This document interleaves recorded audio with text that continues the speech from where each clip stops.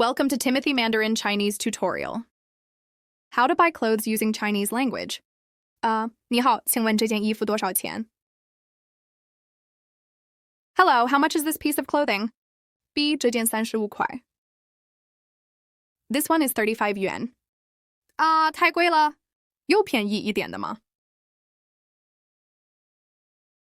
That's too expensive. Do you have something cheaper? 哈哈，这是新款衣服，质量很好。Haha, this is a new style and the quality is very good. A, 我喜欢这件，可以便宜一点吗？30块可以吗？ I like this one. Can it be cheaper? Is 30 okay? B, 32块怎么样？ how about 32? A, 好吧，32就买了。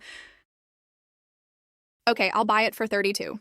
B, 谢谢光临，你眼光很好。Thank you for coming. You have a good taste. 下次我还回来买衣服。I'll come again next time to buy clothes.